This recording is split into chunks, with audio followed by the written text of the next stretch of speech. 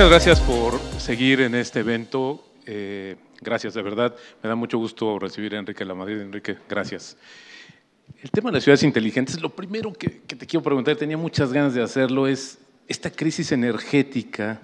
Hoy estamos viendo que Europa, ante la disminución del suministro de gas ruso, quiere regresar al carbón. Mi pregunta es si esto no tendrá una consecuencia con los planes de las ciudades inteligentes.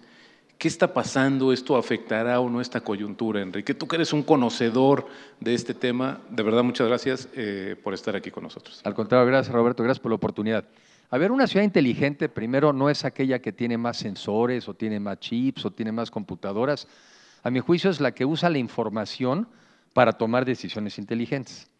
Dos, el mundo es cada vez más eléctrico. El mundo es cada vez más eléctrico. Pensamos desde que nos paramos en la mañana, ¿no? Nuestro despertador, el celular, algunos, Alexa, abre las cortinas, ¿no? En unos lugares ver, Alexa, prende el coche. Los coches serán eléctricos, porque además van a ser mucho más baratos y mucho más baratos de construir. Yo no sabía esto. Un coche eléctrico cuesta 70% menos de operar que un coche de combustión interna. Entonces, la electricidad es lo que viene. De acuerdo a estudios de McKinsey, tiene que crecer la oferta de electricidad como 7 veces más. Y entonces, lo que estamos viendo ahorita es simplemente una coyuntura, que es que todavía no tenemos la suficiente energía renovable para producir electricidad y ya habíamos empezado a dejar de producir o extraer energías fósiles, ¿no? Pero la tendencia es clarísima, es hacia lo renovable y nuestras ciudades, para ser viables, tendrán que ser ciudades que utilicen energía a partir del sol, a partir del viento, que los propios edificios capturen la electricidad y la produzcan. Entonces, yo creo que la tendencia es más bien al revés. Lo que está ocurriendo en la parte eléctrica en el mundo debería de acelerar la transición energética de las fósiles a las renovables. Oye, Enrique, y en ese contexto, ¿cuál crees tú que serían los obstáculos que están limitando que haya un crecimiento, una expansión más grande o más rápida y acelerada de este tipo de conceptos en el mundo? Bueno, la primera yo creo que es el conocimiento. Todavía hay gente que no entiende que esta es la tendencia, pero en parte es porque la tecnología nos permite hacer cosas que antes no podíamos. Antes los paneles solares eran mucho más caros, los coches eléctricos eran mucho más caros, había que subsidiarlos. Y algunos, por ejemplo, dirían, bueno, pues tenemos petróleo, hay que usarlo. Pero la verdad es que hoy en día la tecnología es muy importante, ahora hace que todas estas fuentes de generación de energía son mucho más baratos, pero lo segundo, que es muy importante, son limpias. Son limpias. Uno de los temas más graves también en nuestras ciudades es la contaminación del aire. 10 millones de personas en el mundo se mueren de contaminación por temas respiratorios cada año. Ya no me sé la cifra, pero son más que los que se mueren de malaria, de violencia, de guerras. O sea, son mucho más las personas que se mueren por problemas respiratorios. Y otro tema muy grave que no lo sabemos es incluso tiene un problema, un impacto en el nivel de conocimiento y desarrollo intelectual de los niños. ¿Sí? Si tú tienes y vives en zonas contaminadas, tu desarrollo cerebral es inferior. Entonces, bueno, pues estás condenando a generaciones. Entonces, la tecnología te permite hoy en día resolver problemas viejos que antes no podías. Y por eso, pues no puedes ir en contra de los avances tecnológicos porque es la mejor manera de resolver muchos de los problemas antiguos y nuevos. Oye, Enrique, ¿y cómo está México en ese sentido? Porque pareciera que estamos viviendo como hacia atrás, ¿no? O sea, un poco en lugar de ver una situación o emparejarnos a las tendencias, pareciera que estamos viendo un modelo más arcaico en muchos sentidos. ¿Cómo está México en ese sentido, en el contexto de las ciudades inteligentes? Bueno, a ver, en la parte energética, bueno, dos temas, y hablo de la parte de las ciudades. En la parte energética yo creo que íbamos bien. Íbamos en el sentido de asumir, por ejemplo, que México iba a cumplir el 35% de la producción de electricidad, iba a ser a partir de renovables. Y en esa, por cierto, no estábamos contando a las hidroeléctricas, porque ese es un poquito como hacer trampa. Eso es porque ya las teníamos. No. 35 quiere decir a partir de las nuevas, del sol, del viento, de las térmicas, de la marea, y no lo vamos a cumplir.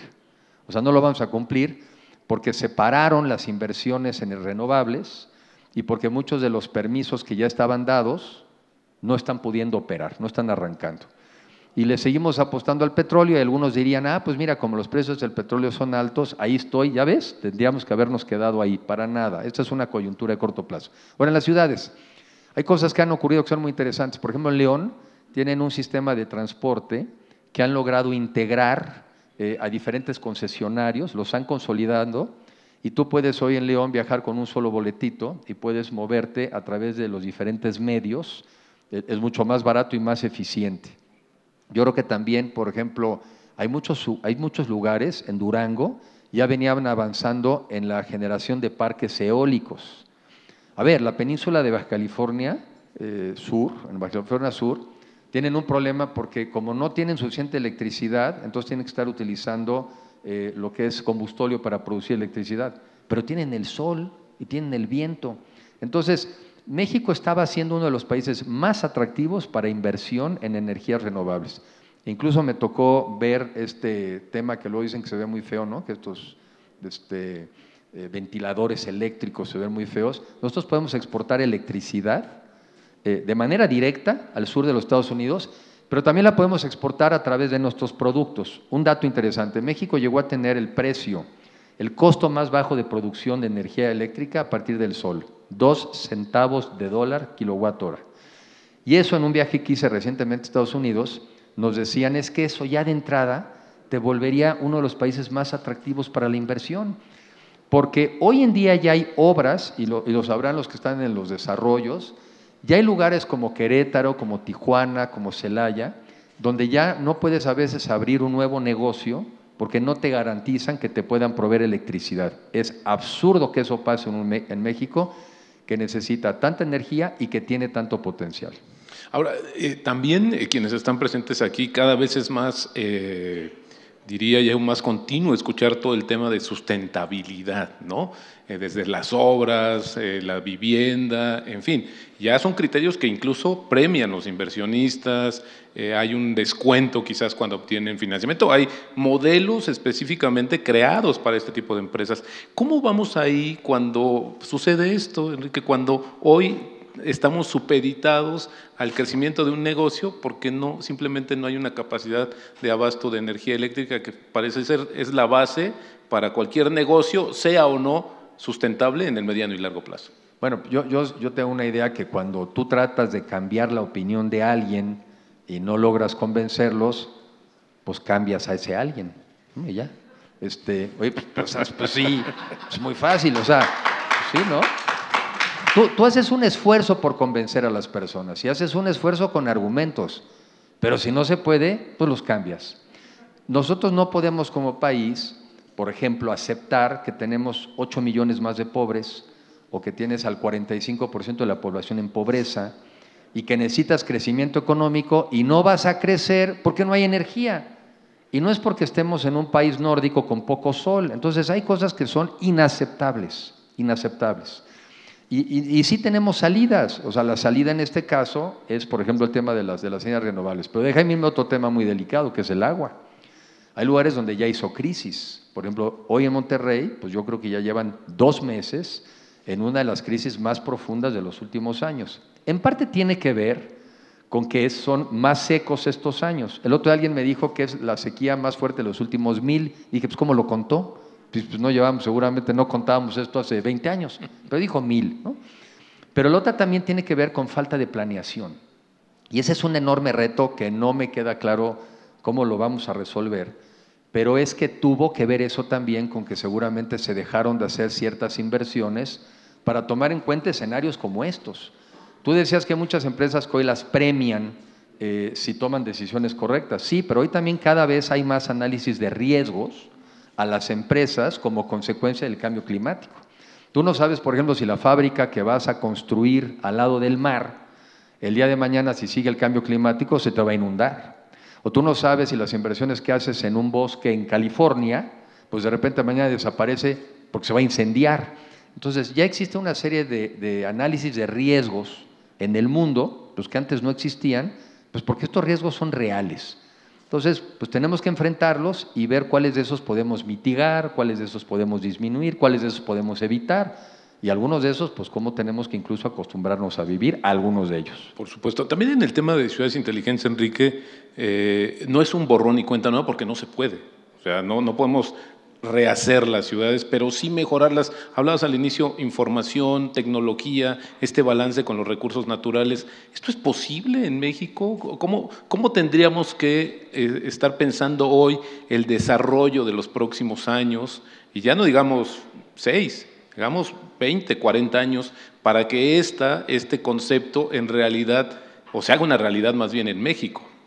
A ver, yo soy cada vez más un creyente de la tecnología, que la tecnología no es más que conocimiento acumulado, ¿no? Y es quizá la versión más reciente de lo que consideramos es verdad, porque también eso va cambiando con los años. Pero hoy tú puedes resolver una serie de temas que antes no podías resolver. Decía, por ejemplo, los edificios podrías hacerlos de una manera, orientarlos, las viviendas, de tal manera que la sola orientación hiciera que fuera necesario menos calefacción o menos aire acondicionado. Eso la orientación te lo da.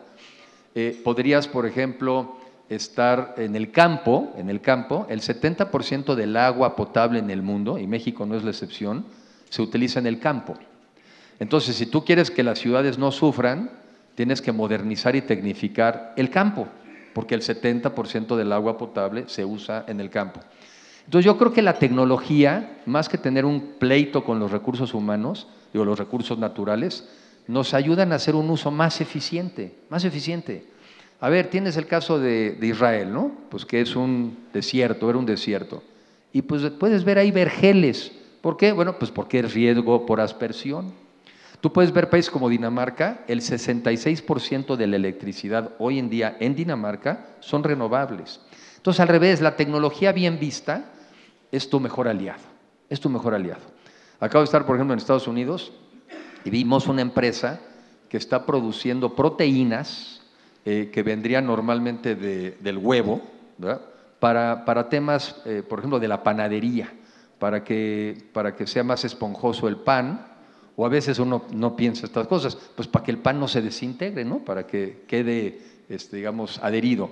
Y eso lo están desarrollando para hacer proteínas donde ya no necesites tener una gallina, ya puedes estar a través de parecido a lo de las levaduras, produciendo esas proteínas. Entonces a veces dices, caray, cuando el mundo está en eso y nosotros en las conversaciones en las que estamos, no deja de ser un tanto deprimente, pero al mismo tiempo es muy alentador porque existen soluciones para prácticamente la mayoría de nuestros problemas. ¿Qué aportación estás haciendo, Enrique, desde, claro, obviamente tu recorrido como político, como funcionario, ahora dirigiendo este centro, que deberíamos estar escuchando, promoviendo, conociendo más estos conceptos? ¿Qué aportación estás haciendo justamente desde este centro que diriges? ¿Cómo no? A ver, yo estoy en el TEC de Monterrey desde hace 3 años y medio, en este Centro para el Futuro de las Ciudades, y ha sido una gran oportunidad para pues, realmente dedicarle tiempo a enterarse más de lo que está pasando en el mundo, de cuáles son las mejores tendencias y comunicarlas, porque en algunos temas no se trata de inventar el hilo negro. La otra, también he hecho un esfuerzo por tratar de explicarme, pero también explicar que vivimos no en una época de muchos cambios, sino en un cambio de época. Y ese cambio de época implica que cada uno de nosotros vamos a tener que cambiar también actitudes y conductas. Este cambio de época estaba sobre todo basado en la tecnología, en el Internet, y sobre todo eso es muy positivo para una población tan joven como la de los mexicanos. México tiene una población promedio de 29 años de edad. ¿Quién se sube más fácil a los negocios del Internet y a las aplicaciones? Pues un joven. En Estados Unidos la edad promedio es como de 37 y en Europa 45. Entonces, hay muchas cosas que están pasando en el mundo que son muy positivas para México y lo que nos falta es alinearnos al interior del país para aprovecharlas. Para 2 cosas. Una, para cubrir el rezago acumulado y la otra, para generar bienestar. Entonces, yo me dedico todo el día a estar platicando, a estar haciendo webinars, conferencias, entrevistas, hablando de este México posible, porque sí es posible. Al mismo tiempo también advirtiendo del México al que podríamos ir a dar si nos dejamos, ¿no? Y luego hay un reto, ¿no? Que simplemente digo, a ver, ¿Qué generación vamos a ser nosotros? ¿De los que transformamos o de la que nos dejamos? ¿No? Y por lo menos a mí me queda muy claro el lado del que yo voy a estar. Excelente, Enrique. Te agradecemos mucho. Nos dejas pensando, pero también yo creo que con el gran interés de seguir aprendiendo más sobre estos temas y todos ustedes están involucrados en el tema de obras, de vivienda, con esta tendencia también de nuevos materiales. Al final hay una ganancia que no es nada más monetaria y que nos puede hacer cambiar justamente el mundo y este México, pues que todos queremos y deseamos que esté mejor. Muchas gracias, Enrique, por tu participación. Gracias por la oportunidad. Muy buenas tardes.